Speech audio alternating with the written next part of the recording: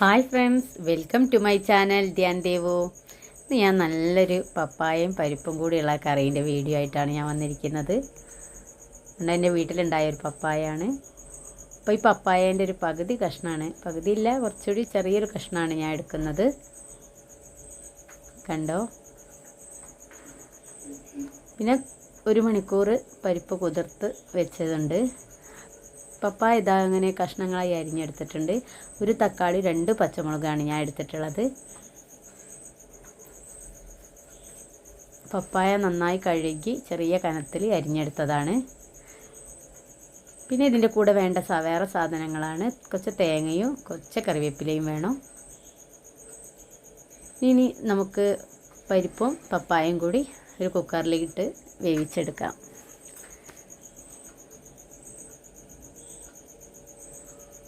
കണ്ടോ, നന്നായി കുതിർത്ത് വന്നിട്ടുണ്ട്. ഞാൻ ഇച്ചിരി ഒരുപാടൊന്നും എടുത്തിട്ടില്ല, പാകത്തിനാണ് എടുത്തത്.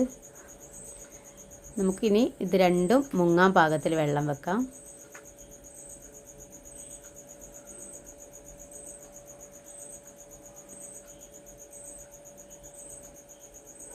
കണ്ടോ, 1 ഗ്ലാസ് വെള്ളമാണ് ഞാൻ എടുത്തിട്ടുള്ളത്. ഇനി നമുക്കിതിലേക്ക് കുറച്ച് മഞ്ഞൾ ചേർക്കാം.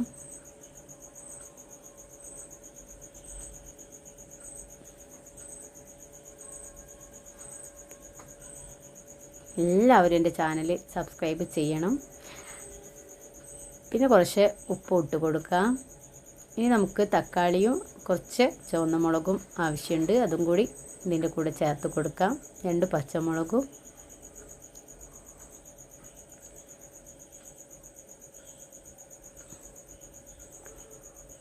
കണ്ടോ, കുറച്ച് മുളക് പൊടിയാണ് ഞാൻ ചേർത്തിട്ടുള്ളത്. പച്ചക്കറി ആയതുകൊണ്ട് ഒരുപാട് മുളകിൻ്റെ ആവശ്യമില്ല. എല്ലാവരും ഇത് ട്രൈ ചെയ്ത് നോക്കണം. ഇനി നമുക്ക് കുക്കർ ഒന്ന് അടച്ച് വെച്ച് വേവിച്ചെടുക്കാം. ഒരു 2 വിസിലിൻ്റെ ആവശ്യമേ ഉള്ളൂ, കാരണം പരിപ്പൊക്കെ നന്നായി കുതിർന്നതാണ്. അതുകൊണ്ട് 2 വിസിലാണ് ഞാൻ വേവിച്ചെടുത്തിട്ടുള്ളത്. ഇതാ നമുക്ക് തുറന്ന് നോക്കാം. ഒരു 1 മണിക്കൂറായി വേവിച്ച് വെച്ചിട്ട്. ആ വീഡിയോ ഒന്നും ഞാൻ കാണിക്കുന്നില്ല. അതാ നന്നായി പരിപ്പും പപ്പായയും വെന്ത് വന്നിട്ടുണ്ട്. ഇനി നമുക്കിതൊരു മൺചട്ടിയിലേക്ക് മാറ്റാം. കണ്ടോട്ട് ഉടയാതെ പാകത്തിന് വെള്ളത്തിൽ നന്നായിട്ട് വെന്ത് വന്നിട്ടുണ്ട്.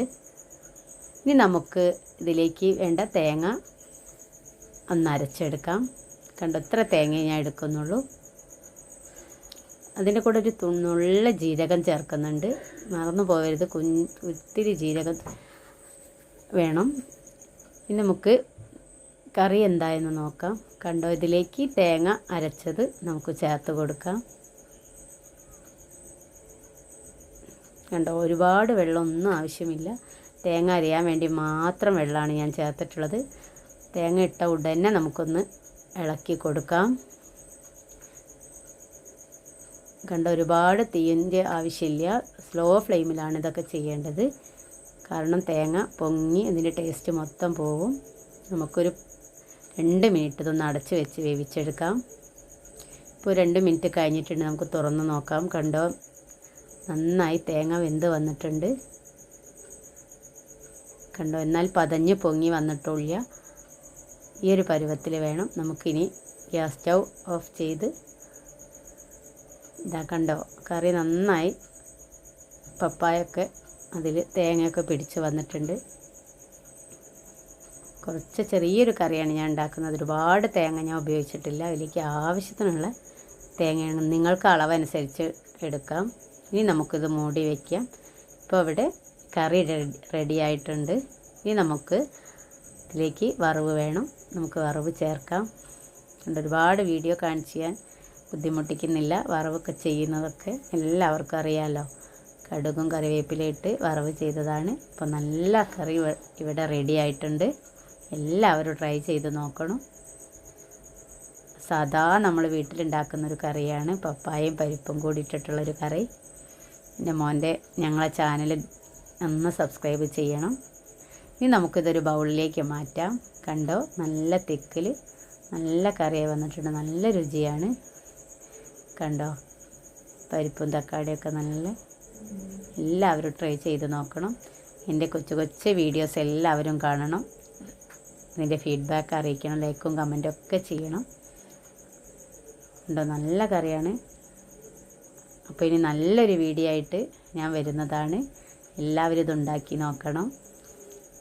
അപ്പോൾ ഒരു പുതിയ വീഡിയോ കാണുന്നത് വരെ ഓക്കെ, ബായ്.